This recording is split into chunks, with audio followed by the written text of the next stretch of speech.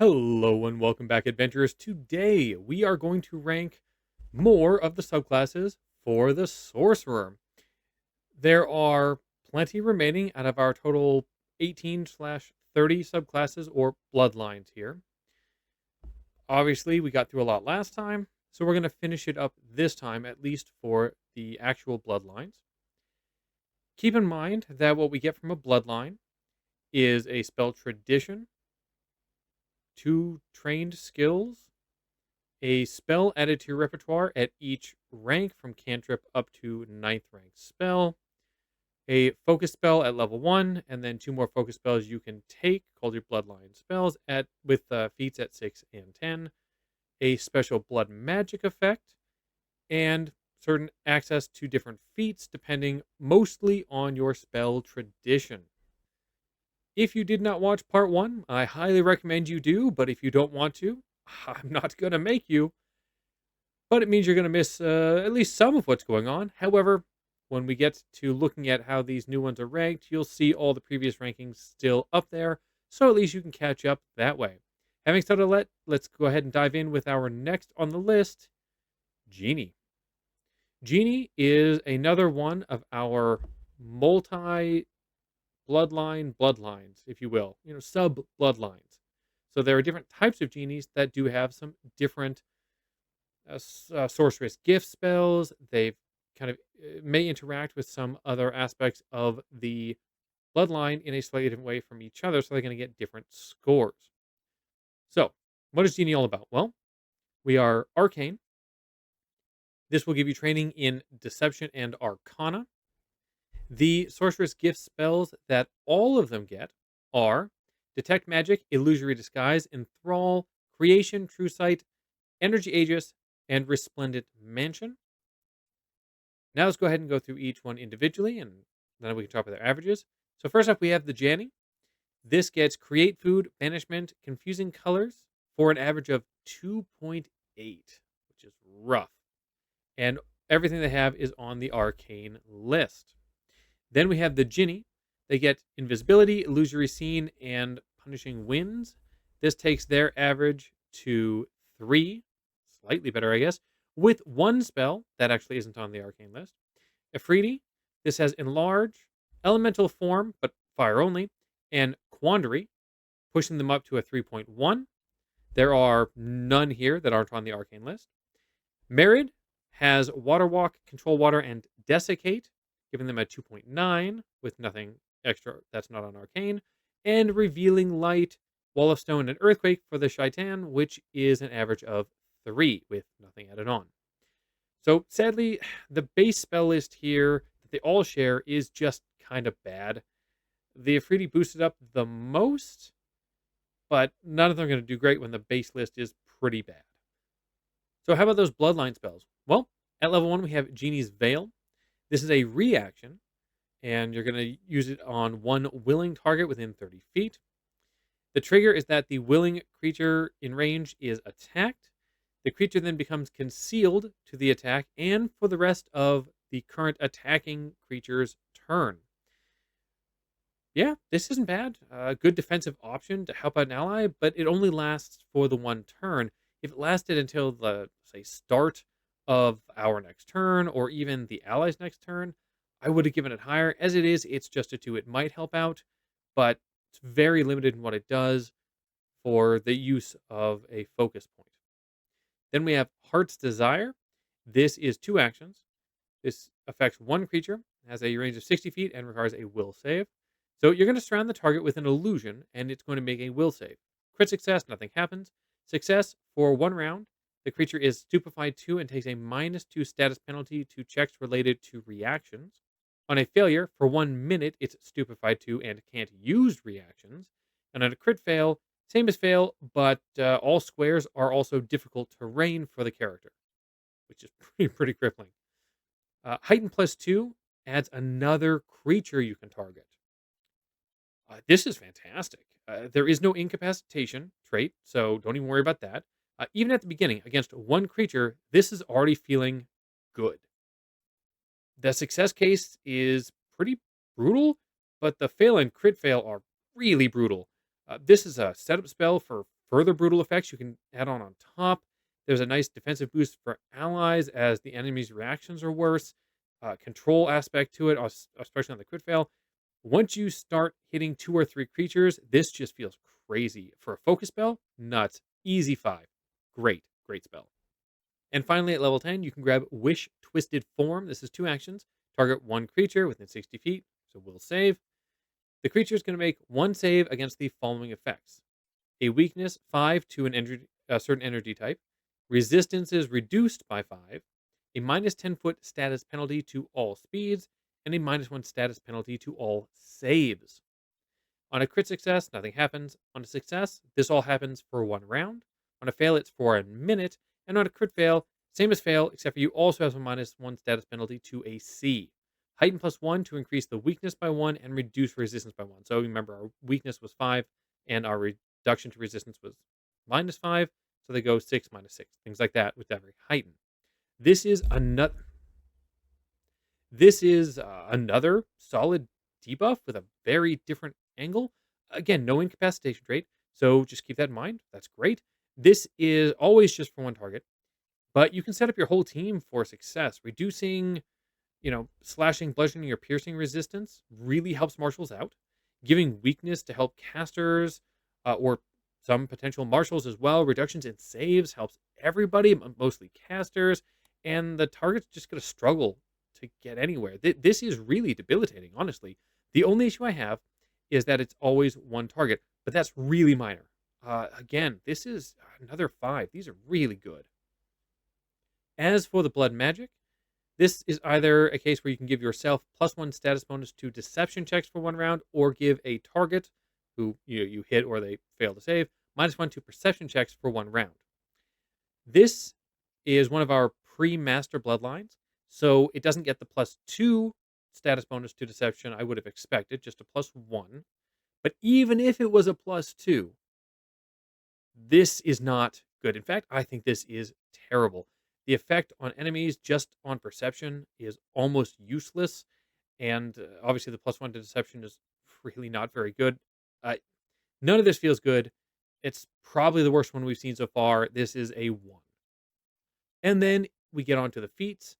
This is Arcane, and Genie is still a trait here. So this is a 3, which a 3 from feats is fantastic. Really like that. This is a bloodline of contrasts. We have some of our worst sorceress gift averages with basically nothing added from other traditions.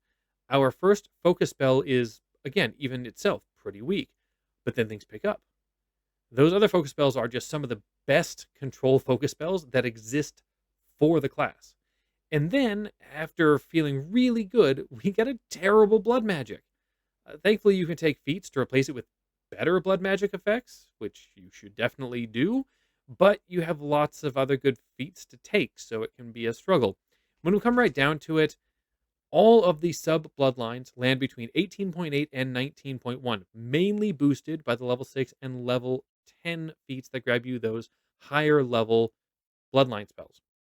So they're all going to land in B, which feels pretty right after that roller coaster ride. Just be ready for the fact you're going to ignore parts of what you get. Okay, no more bloodlines with sub bloodlines. Now it's just straight up. Starting with the Hag. This is a cult, gives you deception and occultism. Your sorcerer's gifts are Daze, Illusory, Disguise, Stupefy, Blindness, Outcast's Curse, Mariner's Curse, Cursed Metamorphosis, Warp Mind, Quandary, and Phantasmagoria. We don't start very strong here, but boy, do we pick up later. There are even a few in here that might not normally look at, but are still interesting and useful. The average here is a 3.5, which is good. Not blowing my mind, but it's good. As far as our bloodline spells, first we start off with Jealous Hex. This is 1 action. You're going to target 1 creature within 30 feet. They're going to get a will save, and it will last a minute. Target makes a save against Clumsy, Enfeebled, Stupefied, or Drained, depending on their highest stat. As you can imagine, Clumsy is for Dexterity, Enfeebled is for Strength, Stupefied is for all 3 elementals, and Drained is for Constitution. On a tie, the creature itself gets to decide which penalty to take. They're going to get to repeat their save at the start of each of your turns. On a success, nothing happens. On a fail, this is a 1, like clumsy 1, enfeebled 1. And on a crit fail, it's 2. So if this was 2 actions, I would say this is an easy 1 because it would be terrible at that point. But it's only 1 action. What I like is that you can potentially get stupefied on a creature before using a different control spell. But that means you're using this on a caster, and it will probably have a pretty good will save. So I don't know. That really hurts. The creatures that you can easily pull this off on, it's still nice. You can get enfeebled or clumsy on them, something like that, or drained, which is nice. Being 1 action really does help this out. Nothing happening on a success really hurts this. Uh, I'm only going to give it a 2. I do think I'm sure there's good argument for a 3 on this one, though. At level 6, we can grab Horrific Visage. This is 2 actions, 30 feet emanation, and has a will save involved. Enemies in the area will make a will save. Success, nothing happens. Fail, frightened 1. Crit fail, frightened 2. However, once heightened to 5th rank, remember, these always auto-heighten, so at level 9, crit success, nothing. Success, frightened 1. Fail, frightened 2. And crit fail, frightened 3, and fleeing for a round. If this didn't have the heighten, I would hate it. Even the heighten just makes it basically rank 3 fear, sort of.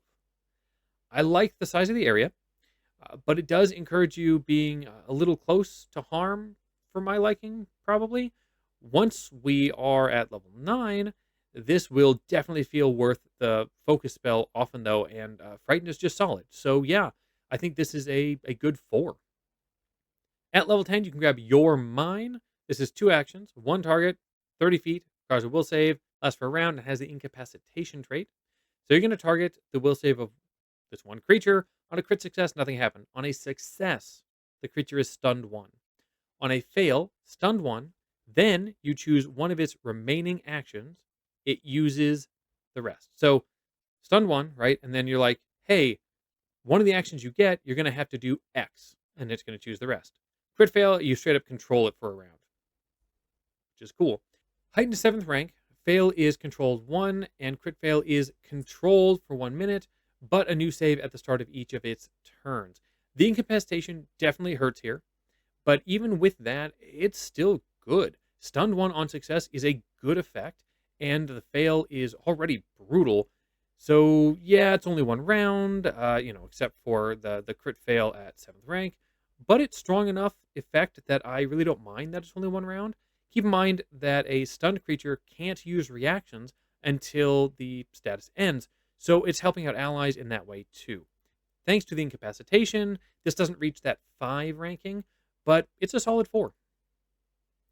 And then we have our blood magic. This is Retributive Spite. You deal 4 mental damage per spell rank to the first creature that deals damage to you before your next turn. If none deal damage to you, you get temporary hit points granted at the start of your next turn equal to the spell's rank for a round. I love this design because you lay down the gauntlet and return potentially a lot of damage, right? If it was a 5th rank spell, you're returning 20 damage, which is a lot. But if you don't lay down any damage because nobody willing to hurt you to take damage, great. Now you just have more hit points. I mean, even at level 1, doing 4 damage to a creature that hits you is massive. Sometimes they only have 10 hit points. You could kill them with this. And 1 temporary hit point may not sound like a lot, but at level 1 temporary hit point can actually mean something. Anyway, this is always useful. It just works. This is a 5 for me. I know people might disagree with that, but I love this. It just works. As for our feats, this is a cult. Hag is still a creature trait. So, yeah, 2.3. Our total for the Hag is 20.8, which is not quite high enough for an A. The Sorceress gift spells are just okay, with some solid standouts, though. Like, we have some crazy stuff on there, obviously, like Quandary. But with all of them being a cult already, there was no extra boost. Yet we have a couple of great focus spells here, but we also have the first focus spell that's not so good. I love the blood magic. It's really helping keep this near A, but it's still just B tier. But it's a really top end B tier, and I can certainly see arguments for A. All right, that brings us to Harrow, another occult. Performance and occultism are your skills. Your sorcerer's gifts are Detect Magic, Ill Omen, Augury, Wanderer's Guide, Suggestion, Shadow Siphon, True Sight, Retrocognition, Unrelenting Observation, and Phantasmagoria. This isn't the best list, but it's not the worst. We do have some standouts. Shadow Siphon, Unrelenting Observation, and Phantasmagoria are great, even if they're a little later on. So we end up with an average of 3.2. Our Bloodline spell, we're going to start out at level 1 with Unraveling Blast. This is 2 actions. You choose one target in 30 feet. Gets a will save. This lasts for a round. So you're going to deal 2d4 mental damage with that save. And Heighten plus 1 is going to add 3d4 damage to this, which is interesting that it's even adding more than the base. Here we go. Keep in mind that adding 3d4 is very similar to adding 2d6, but is slightly, very slightly better. Anyway, on a crit success, nothing happens. On a success, they take half damage. On a fail, they take full damage and are off guard until the start of its next turn. And on a crit fail, you're going to deal double damage. It's going to be stunned 1 and off guard until the start of your next turn. This really doesn't start off that strong. It's very low damage, but it's not weak either, like as a spell. It's somewhat similar to what the Acer got, just save based instead of attack based. The off guard on a fail feels pretty good, and of course the crit fail is fantastic, but don't rely on that. The heighten is pretty decent though, which really does help. Anyway, it's a nice average option. I'd say it's a 3. At level 6, you can grab Invoke the Harrow. This is 2 actions, choosing one target within 30 feet. There's a will save involved here. You're going to pull or produce a card, and the suit of the card determines the effect. The creature makes a will save, and on fail, you give it the boon or bane effect. Allies can choose to fail, so you can target an ally. A creature affected can use an action to attempt a new save, so they actually get to choose to make a new save, but it doesn't happen for free. But it does remove this effect on success. You're going to roll a d6 to determine which of the suits you get here. Unless you actually have a deck of cards that has these, in which case, do that. Anyway, hammers, and this is tied to strength. The boon is the target gains +2 status bonus to damage rolls, and the bane is the target is enfeebled 1. Keys, this is dexterity. The boon is the target gains +1 status bonus to AC, and bane is the target is clumsy 1. Shields, constitution. The target gains temporary hit points equal to twice the spell's level, or the bane is the target is drained 1. Books, this is intelligence. The boon is the target gains a +1 status bonus to skill checks, and the bane is the target is stupefied 1. Stars, this is wisdom. The boon is the target gains a +1 status bonus to saving throws, and the bane is the target is confused. And crowns, this is charisma. The boon is the target can roll twice and take the higher result on a single check during the duration. And of course, this is a fortune effect. And the bane is the target must roll twice and take the lower result on a single check of your choosing during the duration. And this is a misfortune effect. The heighten at 6th rank, the duration is now 1 minute, takes 2 successes to get rid of an effect, and values are doubled, meaning things, there's a lot of numbers that got thrown out there, right? The clumsy value, the drain value, all that stuff, but also the bonuses. Also, the last one there that I mentioned, the crowns, that affects 3 checks, not just 1. There's a lot going on here. But first, nothing happens with the bane on a success or a crit success. So you choose a creature, you want to bane them with something, and they get a success, nothing happens at all. Then the effect that you pull may or may not matter for that creature. So, I'm going as the spellcaster, and I get hammers, and they're enfeebled 1, and that meant absolutely nothing. As I read it, you choose the creature before pulling the card, meaning that, there's just going to be times it doesn't help, and that's true potentially for the boon effects too. But on the boon side, they're generally still nice to have, even at a base level of 1 round. But they don't feel good enough, honestly, for what you're using here, right? For your focus point on this. And again, not being able to choose is still a downside. I would rather a guaranteed effect I can control so I know if it's going to be worth casting the spell. The heightened doubling the effects and lasting longer is a huge bonus to this, like a massive lift. And I don't want to ignore that. But it really doesn't help us control this. So for me, it's just a 2. If your GM lets you somehow control the effect you're going to use, though, obviously this is way better. But as it stands, this is a 2. And at level 10, we can grab Rewrite Possibility. This is 2 actions. Choose one target. This is Touch. Lasts for a minute and is a fortune effect. You give the creature +1 to initiative rolls. You have access to Rewrite Possibility. This is a reaction that when that creature fails a check, when you gave this to, they get to reroll the +2 bonus, taking the higher result. You can only have one rewrite possibility going at once. Okay, so that initiative boost is weird because 1 minute spells aren't something that you can generally pre-cast because the GM might say that you lost a lot of it before combat even starts. So I'm gonna kind of ignore that here because at least in the games that I run and the ones I've been part of, anything that only lasts a minute, you really can't pre-cast and get anything out of. Then we have the fact that it's a touch spell. This may be fine, honestly, but it's never preferable. Like if you're doing it first round, you may have somebody right next to you anyway, so totally fine. The last thing you want to do here is though run up to a marshal, say on round 1 they ran ahead and you want to give it to them and hand it off because now you're up with them and that's not good. The reaction though is solid. It isn't just one time.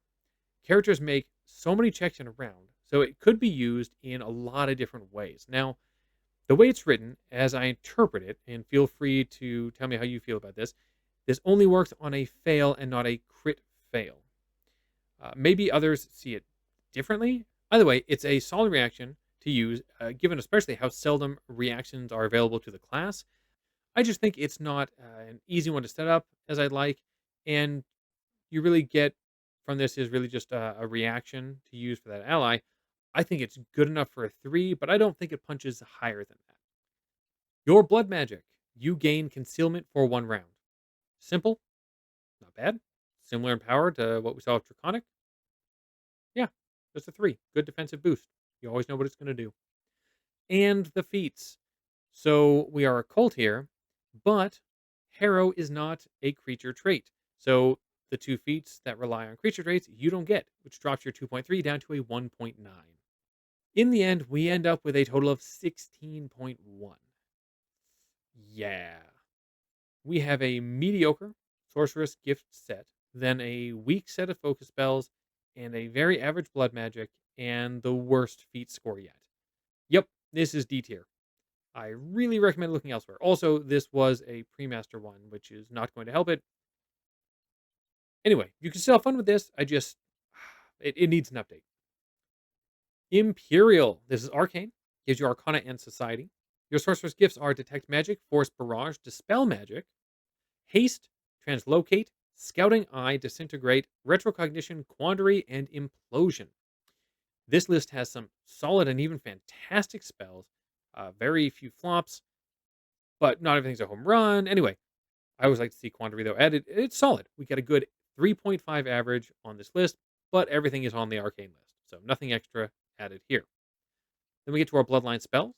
We have Ancestral Memories at level 1. This is 1 action. You either get a +1 status to the next attack roll you make before the end of this turn, or one creature in 60 feet gets a -1 status penalty to its next save against a spell you cast before the end of your turn. Heighten to 5th rank for a +2/-2. Heighten to 8th rank for +3/-3. Yeah, this is great. Yes, it's just to 1 check, but it just works. It's 1 action, and most of the time, I would hope you're reducing a save for an enemy. Just set up creature to have a penalty. There's no save to this. They just get the penalty. That's just how it is. The 8th rank version is nuts, by the way. A -3 is an insane debuff with no save for an action you can set up. This is a 5, and this is what I want a 1 action focus spell to do. At level 6, we get Extend Blood Magic. This is 1 action and is a spell shape. If your next action is casting a spell that would grant blood magic, you or a target creature has the effect for an extra round. Only 1 blood magic effect can have an extra round in case you're able to stack 2 on there or something. The blood magic effects are, they're good and can honestly be great. So it depends on what you use this on. It is only 1 extra round, but 2 rounds of reduction to like a save or AC for an enemy can be really solid. I'm giving this a 3 though, but I could see an argument for 4. Part of that is this is, in my opinion, best used against an enemy, and you're tying this to a spell, using this before you know if the spell is actually going to hit them or they're going to fail to save. So it could be wasted, but it could also be strong. So anyway, going with a 3. And then we have Arcane Countermeasure at level 10. This is a reaction, range of 120 feet. The trigger is a creature in range you can see cast a spell. So when you use this reaction, you reduce the rank of the target spell by 1 and give a +2 to AC, saves, DC, and checks to any ally targeted by it.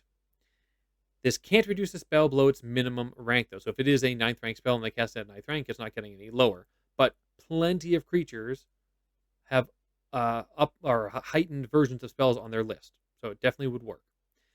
This could be honestly game saving.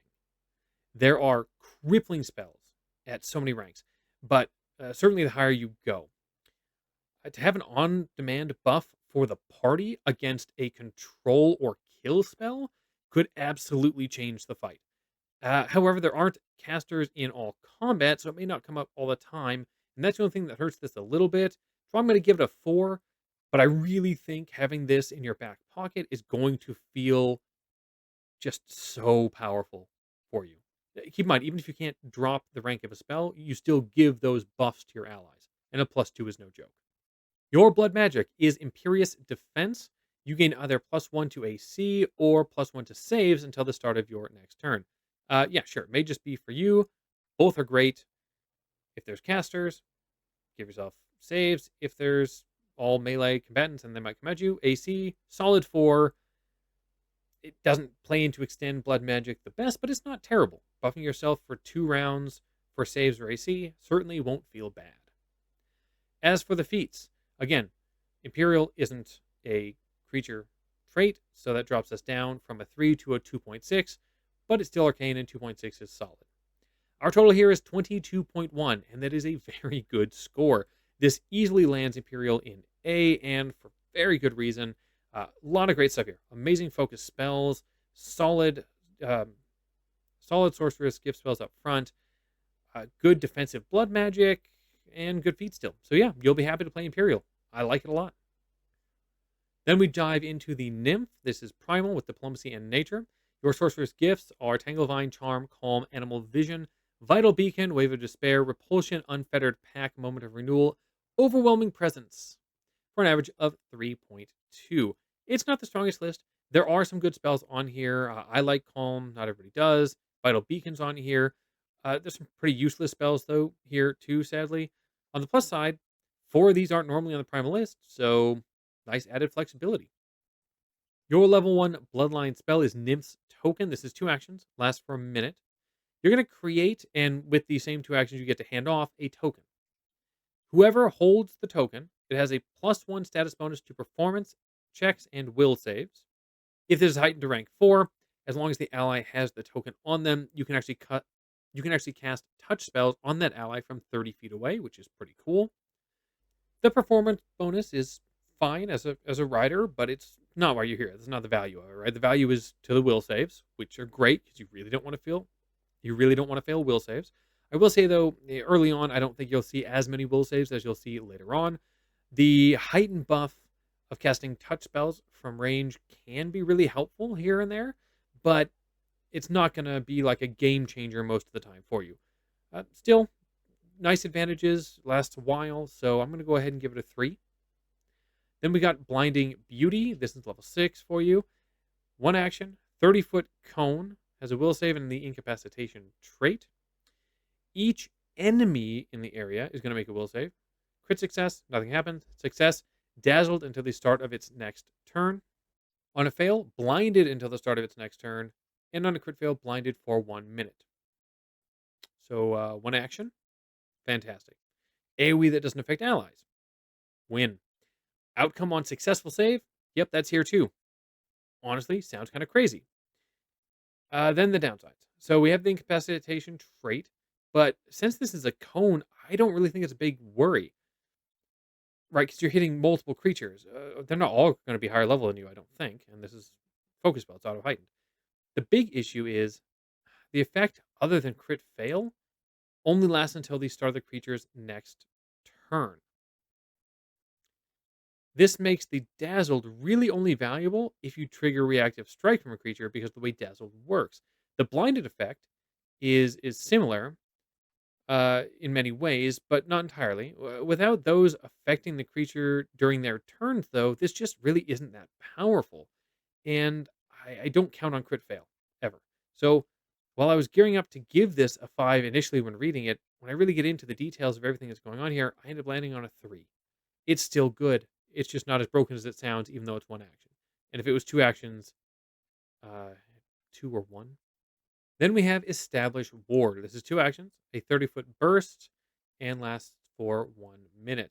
You're going to create a 30-foot burst area. In that area, you can make Nature's Wrath melee strikes, but against any creature in the area. So you're at one end of the area, they're over there. Technically, it's still a melee strike, but aren't actually in melee range. These deal 3d8 slashing damage, and use your spell attack for the attack modifier. When you cast the spell, you get to make one of these attacks as part of the casting. While you're in the area, you are quickened, and you can only use that one extra action to make a Nature's Wrath strike. If you leave the area, you are slowed 1 while outside of the area. Heighten plus 2 adds 1d8 damage to the strikes and another 5 feet to the area. This is a pretty large area you throw down. And apparently, I don't know, right under yourself, it calls itself a burst, but doesn't have a distance. I'm guessing it's burst, not emanation, because it's not going to follow you. So that's why they said it that way. Anyway, the whole point is that you get to make a free strike each turn against an enemy in the area, and that's good, right? That's good repeated extra damage, which I do like that. But the question is, can you do that and stay safe? A 30-foot burst is large, right? We're not talking about a small area here. So you should be able to do damage and hopefully not get attacked, but it's not that hard for them to necessarily come across and attack you. I don't mind that there's trade offs, but this one worries me a little bit because if you leave, it's not like you can't just make those strikes. The slowed one is brutal. I still think it's a good spell, and chances are that the multiple attack penalty part of it is just absolutely meaningless. I'm going to give it a 4, but the fact that the area increases on Heighten is actually critical to this one, and I can definitely see people arguing this one down against me. Then we have the Blood Magic. Either give yourself a +1 status bonus to diplomacy checks for 1 round, or choose one enemy to get a -1 status penalty to will saves for 1 round. That -1 to will saves for a round is strong. I've talked about that before. I think it's really good. Even the diplomacy can be okay, like if you lean to Beaumont. Yeah, I don't know. I like this all right. It should be a +2 status bonus, by the way, but this is a pre-master, so it's +1. Anyway, I'm still going to give it a 4. Yeah. Feats here. This is our standard primal set of 2.7. Overall, we end up with a 20.3, which is a nice high B. The slightly low spell list is not like bad, but it's slightly low. Okay. We made up for that with having some non-primal spells on it that lifted it right back up again. The focus spells don't blow me away, but they're at least still usable. And the blood magic is solid. I just wish it didn't have that pre-master +1 for the diplomacy checks. Overall, yeah, it's a good primal choice. That brings us to Phoenix. Yeah, there's a lot here, guys. Sorry, I'm getting there. Anyway, back to the Phoenix. Primal gives you diplomacy and nature. Your sorcerer's gifts are detect magic, breathe fire, see the unseen, fireball, cleanse affliction, which is a rank 2 spell now, but this is a pre-master, so it's listed as anyway, whatever. Breath of life, disintegrate, contingency, moment of renewal, and falling stars. Now, this is a good list at 3.7. It's got some fantastic spells on it. Granted, it is a little backloaded, like some of your best stuff's at the end, like contingency, moment of renewal, and these are falling stars. These are all really good. It is kind of weird that it's got that one spell that's in the wrong rank, but these things happen, I guess. There are 4 spells that are not normally on the primal list also, which is a nice boost. So overall, this is actually a good list if you can figure out that whole cleanse affliction thing. Your bloodline spells, starting with your level 1 rejuvenating flames, is 2 actions, a 15-foot cone, and creatures get a reflex save. Allies in the area are going to heal for 1d4 hit points and get a +1 to fortitude saves for a minute. Enemies take 1d4 fire damage with a basic reflex save. Heighten +1, both get another d4. So d4 healing, d4 fire damage. If it wasn't for the fortitude buff that we get, which of course lasts for a minute, I wouldn't like this. A 15-foot cone is bad, and it never increases, right? It should go to a 30-foot at some point at least, but it just never increases. The healing is, it's not good. It's really not for 2 actions. The damage is really low. You need at least 3 creatures in range for this to feel even okay, and that means you got up real close, right? Because it's a 15-foot cone. You put yourself in danger to do very little. And again, though, that fortitude save buff for a minute is going to push this up to a 3 for me, because you might just want to blast your allies with it at the very start of combat. Otherwise, I just probably wouldn't use this. At level 6, you can grab Shroud of Flame. This is 2 actions, a 10-foot emanation, and sustained up to 1 minute. Any creature that attacks you with an unarmed attack, grapples you, or otherwise touches you takes 3 fire damage. When cast and when sustained, you deal 3d6 fire damage to all creatures in the area with a basic reflex save. Heighten +1 for 1 more fire damage on touch, and 1d6 more when you AoE. As a sorcerer, you generally don't want enemies getting within 10 feet of you. That's not to say you can't make a sorcerer gish, but I think it's pretty dangerous. Then add in the fact that it has to be sustained, and now you're using an action each turn to keep this going, to keep enemies around you, basically. I just don't feel like this is the type of focus spell that really fits the class particularly well. If you do build a Gish, you go sorcerer and you grab champion or something. You've got some decent armor around you. Take some hit point increases. Maybe something like this is okay, but I'm going to call it a 2 because it's very very narrow, and I think the only place it can feel okay. And finally, at level 10, cleansing flames. This is 2 actions. This is touch, and you touch 1 creature. You attempt to counteract a single poison or non-curse effect that's giving the creature clumsy, dazzled, enfeebled, fatigued, frightened, paralyzed, sickened, or stupefied. The target can choose to become drained 1 or increase their condition by 1, meaning they're already drained something, you added another one, to give themselves a +1 to the counteract check that you're doing for them. Removing status effects obviously is great on a focus spell. Of the conditions listed, things like paralyzed, sickened, and fatigue these are brutal and not usually easy to get rid of. You may not need, to use this all the time, but it's really great to have in your back pocket. The issue is that it's touch. You can use the spell shape to give it a 30-foot range, which is nice, but that does, of course, limit it if that's the only way you're going to feel comfortable using it. And this is minor. The line about becoming drained to aid the check is kind of a trap. Drained is worse than several of the conditions listed here, and it gives you a 5% increased chance of success or crit success to counteract. That's it, just a little boost. I'm not saying it's never worth it, but someone who doesn't really understand might make that trade off when they shouldn't and hurt themselves. All in all, though, good, nice use case. It's a good 3 for me. I like that it's at least here and an option to use. As for your blood magic, you can either give yourself or an ally temporary hit points equal to the spell rank, or deal 1 fire damage per rank to the target, right, that you hit or failed. Simple, useful, not crazy, but it'll always have use, which I like. The temp HP, just always nice to have. I do prefer preventing damage and effects, but not upset about this at all. The damage is just okay. I'm going to give this a 3. We are primal again, so when we look at the feats, it would be a 2.7, but Phoenix isn't a creature trait, so yeah, no, it's just a 2.3. So that means our total is 17.4. That probably seems low after nothing was particularly bad, but it was just kind of average or lower. There's a good spell list, which was really nice, and that boosted this up a bit. but the rest of it being merely average or means that this just dropped into the C rank. Then we have Psychopomp. This is divine, gives you intimidation and religion. Your sorcerer's gifts are Vitality Lash, Heal, Calm, Holy Light, Planar Tether, Death Ward, Spirit Blast, Execute, Spirit Song, and Massacre. That gives us an average of 3.4. It's a reasonably solid set. We have the obvious Heal, which is a win. But again, we have Calm and Execute and a few other things that are nice on this list. The one unfortunate thing is that these are already all on the Divine list. Your level 1 Bloodline spell is Sepulchral Mask. This is 2 actions, has a 5-foot emanation. Enemies in the area are affected and must make a will save, and it lasts for 1 minute.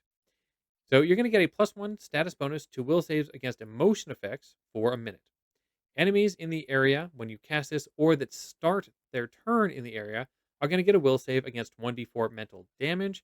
This heightens, when you heighten it +2, another 2d4 mental damage, and 5 more feet to the emanation of the area.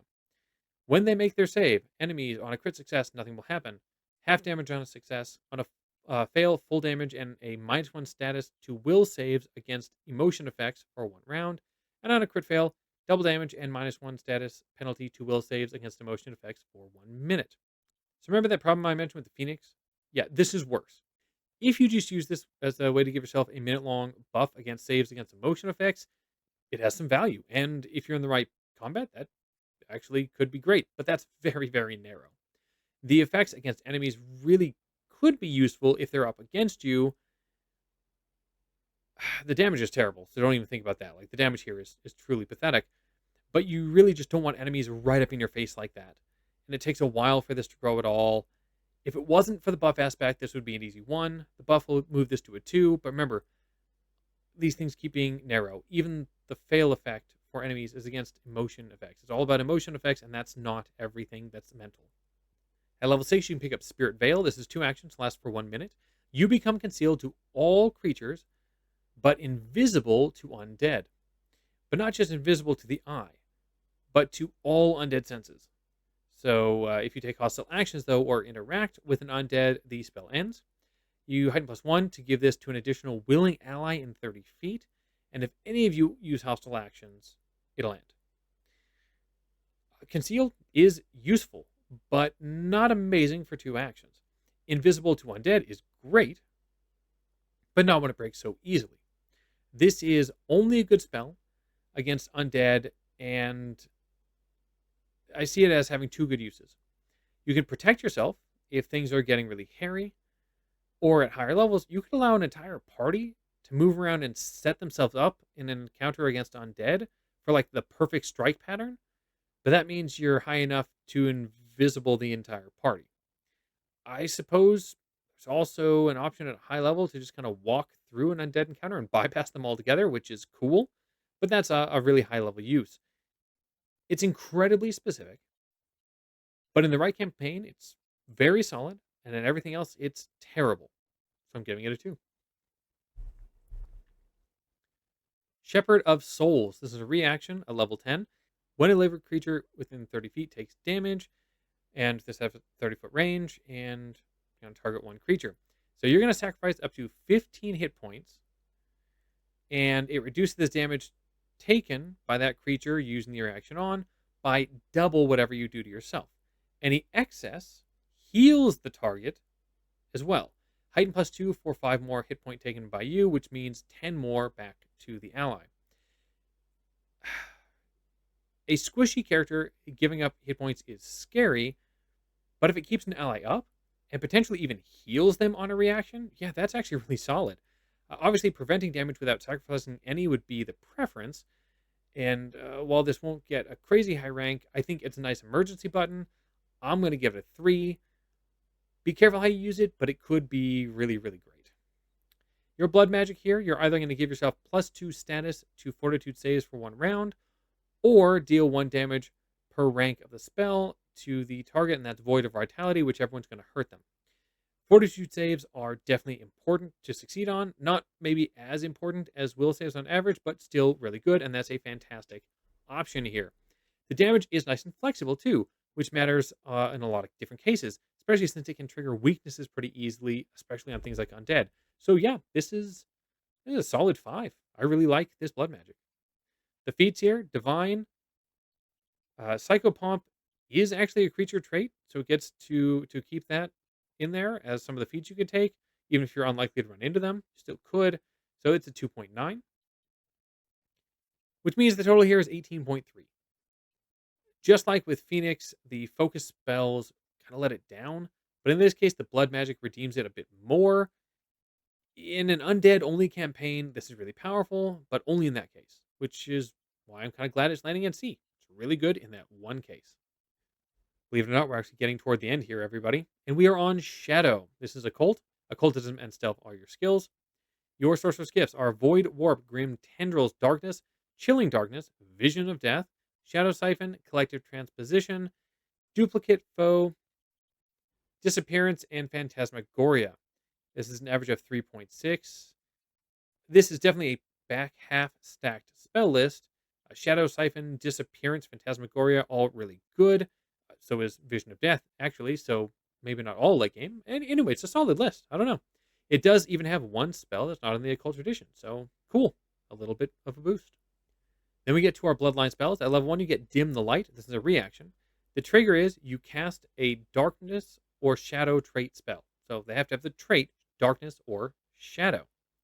You can hide even without cover or concealment, but you lose the hidden if you aren't concealed or behind cover by the end of your turn. So this sounds cool, right? On paper. Using a spell and then getting to hide and use your last action to get away and like get out of danger is cool. Until you look at the spells with the Darkness or Shadow trait on the occult list. The list we were given has exactly 3 spells that fit the requirement. One is 3 actions, so you aren't moving anywhere, and one is a reaction, so you can't use this after using that. That leaves one granted spell you can use to trigger this effect. In fact, there are only 20 total spells on the occult list with either of those traits, and the majority are 3 actions or reactions. This is the case of a good idea that doesn't fit reality. Sadly, I have to give it a 1 because of that. It just, I wish it worked better.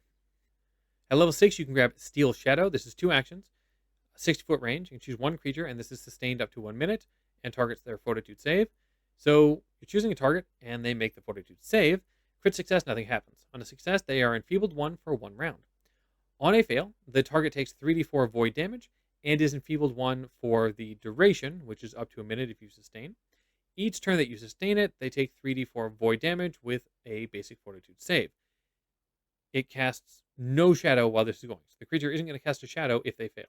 On a crit fail, it's the same thing as a fail, but it's enfeebled 2 instead. Heighten +1 increases the damage by 1d4. This is interesting and fun. The enfeebled is nice sometimes, but not against all creatures. Sadly, the creatures that are hurt most by enfeebled have the best fortitude saves, generally speaking. The damage is terrible, even sustained because of the recurring save. The heighten is also a complete joke here. What I do like is that on a fail, you can keep it going for up to a minute. Though I would prefer the damage just happen once and the enfeeble stay with no sustain. Overall, I don't like it much, but it's better than our rank 1 focus spell, so I'm going to give it a 2. And at level 10, we have Consuming Darkness. This is 2 actions, a 10-foot emanation. Creatures in the area are affected. It can be sustained up to 1 minute and requires a reflex save. You create the area, and each time you sustain the spell, the emanation expands 5 feet. Any creature that enters or starts in the area takes 2d6 void damage and makes a reflex save. On a crit success, nothing happens and there's no damage. On a success, half damage and a minus 5-foot status penalty to speeds while they stay in the area. On a fail, they're going to take full damage and a minus 10-foot penalty to status penalty to speeds. And on a crit fail, double damage, and they are immobilized for 1 round or until it escapes. Heighten +1 adds another d6 of damage. And another emanation. Now, this one is more redeemable, though. First, the area expands every round. But more importantly, it's about keeping enemies away from you. The damage isn't great, but it's really not the point. Even on success, the creature is slowed enough it might not get to you when it tries to rush in at you. As this gets larger, it's harder and harder for creatures to approach you. I still don't think it's amazing, but it's the best Shadow has, and I'm going to give it a 3. Your blood magic is either give yourself a +1 status bonus to stealth checks for a round, or give a creature -1 to perception checks for a round. That's really bad. Feel free to disagree with me. I don't know. I feel like this is just the worst we've seen. This is a 1 hands down to me.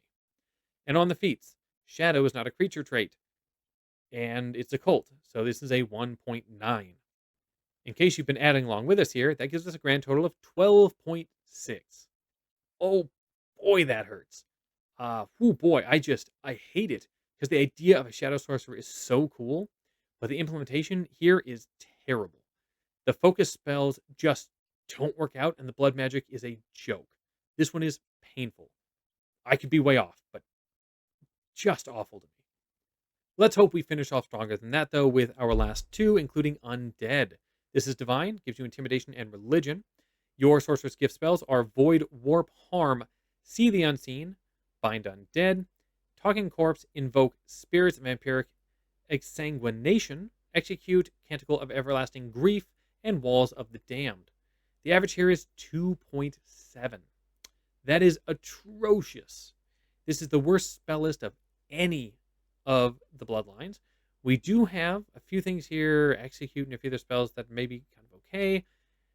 But then we have some real garbage in here too, which is really unfortunate. On top of that, all of these are on the Divine list, so no boost. The Bloodline spell. At level 1, we get Undeath's Blessing. This is one action. You choose one living creature. This is a touch spell, has a will save to it, and lasts for 1 minute. For the duration, harm and heal treat the creature as undead. Keep in mind that basically flips them, right? Your harm casts have a +2 status bonus to the healing provided to the target. An unwilling creature can make a save against this. On a crit success, nothing happens. On a success, for 1 round, the creature gets half healing from the heal spell and takes half damage from harm. But on a fail, it just follows as I described. This is certainly different, but I just don't think it is that useful. Yeah, you have harm prepared for free and not heal, but it's the Divine list. Just take heal. And you should, because it's heal. And then just not worry about this. I suppose if you made either heal or harm a signature spell and wanted to take advantage of it either toward allies or enemies in a way that you normally couldn't, this gives you an option. But yeah, and it's just one action. But it's touch. And it's I don't know. If it wasn't touch, maybe it would have some more value to me. All in all, I just don't think there's a great use case for this. So I'm gonna go with a 2. Then we have Drain Life. This is level 6. One action, and you're going to choose one living creature within 30 feet, and they're going to get a basic Fortitude save. So you deal 3d4 void damage with that basic Fortitude save. Then you gain temporary hit points in the amount of damage they take, plus any effects from blood magic. So if like blood magic adds damage on top, you get to add that together, and that's helping you out with your temp HP. If the creature dies from this damage, you get temp HP equal to the HP they had left. So, like, it only took 2 damage to kill them. You only get 2 temp HP, not the 7 you would have otherwise gotten.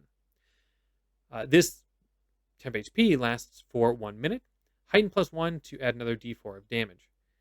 So this doesn't seem like a lot of damage, averaging 7.5 at this level on a fail, and for rank 3 spell. But honestly, it ends up doing more work than I feel like you think. Keep in mind, it is just one action. So you've cast this, and then you cast a big spell for the turn, and you gain a little bit of, you deal 7 damage, you gain 7 temporary hit points. That's a 14-point swing, and it's just one action. Temp HP, isn't usually all that much when you get it. It's usually very small amounts. You can get a decent amount this way. Yes, it is using up a resource, so you have to keep that in mind. I don't know that you have a better use for those resources necessarily, though. Anyway, I think this is a 4. I think it's easy to read this and underrate it, and I might be overrating it, but I actually like this. And at level 10, you can grab Grasping Grave. This is 2 actions, has a 20-foot radius on somewhere on the ground within 60 feet, and creatures get a reflex save. So skeletal arms are going to reach up and attack creatures for 6d6 slashing damage with a reflex save. On a crit success, nothing. Success, half damage. On a fail, this is full damage and a minus 10-foot circumstance reduction to speeds for 1 round. A crit fail, you're dealing double damage, and the creature is immobilized for 1 round or until it escapes. Heighten +1 to add 2d6 more damage. Again, we have slightly low damage for the spell rank, right? At this point, I would hope it would at least start out as 8d6, but okay. We do have a nice rider, though. Notice that even on a fail, we have not just a speed penalty, but a circumstance speed penalty. Most speed penalties from spells are status. This will stack with those other ones. So, yeah, it's just for a round, but that could mean multiple creatures not getting where they need to go. The area is a solid 20-foot radius. You can hit, uh, you can't hit flying creatures, but I don't think that's a huge deal. All in all, I think it's pretty useful. I think you'd be happy to use it, and if you plan it out well, it could mean a lot for a good round to keep some people alive or set yourselves up for a nice play. Yeah, I'll give it a 4. Your blood magic. You either give yourself temporary hit points equal to the spell rank or deal 1 void damage per rank of the spell to the target. Keep in mind with that second focus spell, this can add into that. Temp HP is good. And yeah, this is about synergizing with what you can do. I think it deserves a 4. I think it's solid. Your feats. Undead is absolutely a creature trait. And your divine, so 2.9 on the feats. And the great. So we end up with a total of 18.6. The spell list started things off with a whimper, unfortunately, and even our level 1 focus spell is just not good. Between your higher level focus spells and that blood magic, though, once you hit level 6, you really start to put things together, and by level 10, you're cooking pretty good. Even those positives, it was on the border between B and C. I decided to drop it into B territory, but it could easily drop into C. And finally, yes, this is the last one. We are at Worm Blessed. This is divine. Intimidation and religion are your skills. Your gifts: read aura, mystic armor, resist energy, haste, reflective scales, cloak of colors, repulsion, mask of terror, divine inspiration, and overwhelming presence. This is an average of 3.2.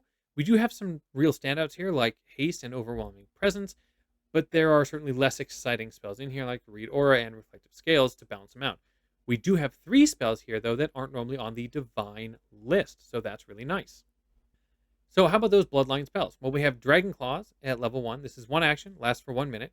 You gain unarmed strikes that are finesse, deal 1d4 slashing, and 1d6 based on the type of dragon you take. You also get a resist 5 to the type associated with your dragon, heightened to 5th rank for 2d6 of the special type damage and resistance of 10, and a heightened to 9th for 3d6 and 15. So the last thing you need as a sorcerer is a melee unarmed strike. It's not even a very good one. The increasing type damage is okay. Anyway, don't use it for that. Use this for the resistance. The resistances that are given here are solid, especially at 1. Like 5 resist at level 1 is nuts. Still, it is just 1 resistance, and it's tied to a type of the dragon you choose. I like it, but I'm not going to give it above 2 because it's also trying to encourage you to attack with melee strikes, and you should never, ever do that. Don't do that. Just use it for the resistance. At level 6, you can get Dragon Breath, 2 actions, 30-foot cone, reflex save, exhale a cone of 5d6 damage with a basic reflex save to creatures in the area. Damage is based on the dragon you choose. Heighten +1 adds 2d6 damage. Same thing we saw with Draconic. If you don't have a specific dragon type in mind, it is Spirit because it's divine, and that's good. 5. Dragon Wings. I already talked about this with Draconic. Flight speed of 60 feet, or your land speed, whichever is higher. Lasts for a minute. Gentle landing if you don't fly on a turn or this ends. And heightened to 8th rank. This lasts for 10 minutes. Same as Draconic. 5. And the Blood Magic.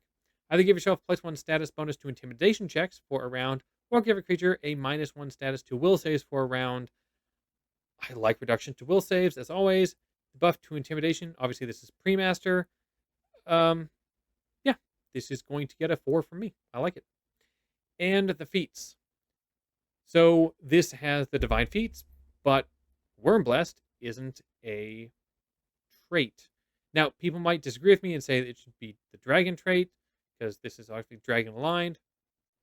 I'm going to say no, so I'm going to give this a 2.5, but I can go either one on that one. Which this is a good score, right? This is a 22. This shares a lot in common with Draconic, except it has a far worse rank 1 focus spell and a worse spell list on average. It gets an A. So yeah, still very solid. But honestly, if you've got this and you've got Draconic, just take Draconic. It's better. And that's it. Finally, we covered all 30 of those options after 2 long videos. As you can see, we've got a decent spread going on here. Not a lot in D tier or S, but there's a little bit everywhere. How do you feel about these final rankings? Would you move anything around? Let me know in the comments below. And as always, adventure on.